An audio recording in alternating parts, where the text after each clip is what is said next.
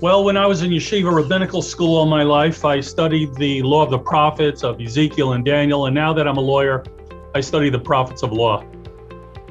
Hope you get that joke. No, I mean, I've always had a fascination for law. Learning Gemara, Talmud is very consistent with law. I actually wanted to be a practicing rabbi for a long period of time. Actually, a short period of time, but a long time ago. And I really wanted to support my family in a noble way.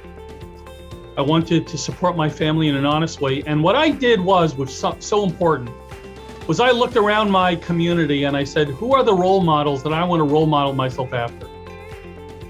And 3 out of 5 were all lawyers, Orthodox Jewish lawyers. They spoke well. They had a heavy commitment to learning Torah. They were always learning. They had the types of wife I wanted, the type of family I wanted. So this became a natural. My rabbis used to tell me in class that perhaps I should be a lawyer. They actually recommended it. They felt that because I would speak all the time and I would always champion the underdog.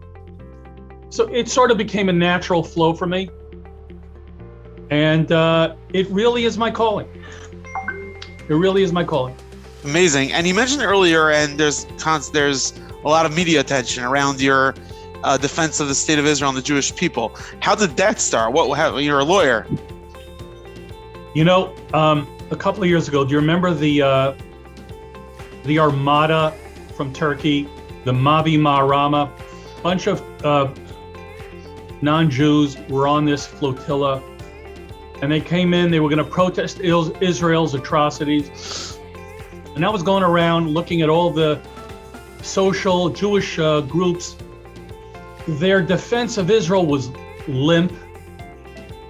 Many of the Israeli spokesmen, and I'm not talking about Netanyahu, who's a brilliant spokesperson, but some of the Israeli politicians were blithering idiots. They couldn't articulate well, and the Arab politicians were polished. It occurred to me, and by the way, I was in Los Angeles Superior Court when a Jewish lawyer came over to me, actually a guy in my building, and he says to me, Baruch, couldn't pronounce my name right. He says, Baruch, can I ask you a question? He says, could you explain to me why Israel doesn't make peace with the Arabs? You know, that was a type of stacked question where I'm already on the defensive before I even answer.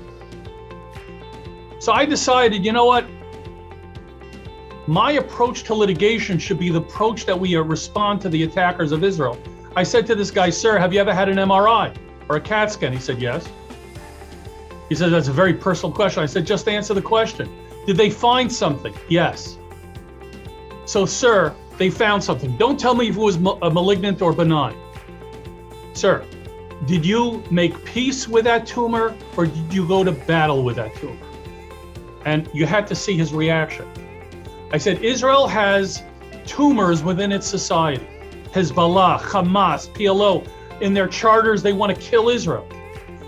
What do you do when you have a tumor threatening to kill you? Do you sit back and make peace? Or do you go to battle with it? It's the morally righteous thing to do is to go on the battle. And it was an epiphany to him. He said, wow, that was the most brilliant thing he's ever heard. And I developed this approach to going on the counteroffensive.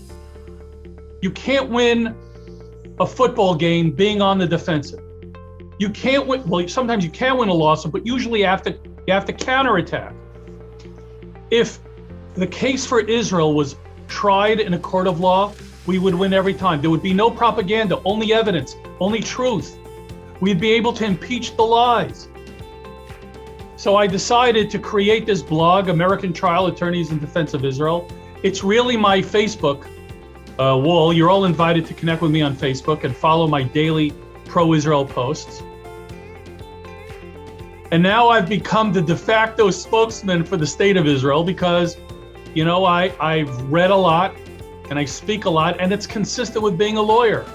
You know, the attacks aren't legitimate just because they're an attack. If it's a legitimate question, we get to answer it. But so much of the attacks on Israel are propaganda and false. And if people really know the facts, you know, it answers itself.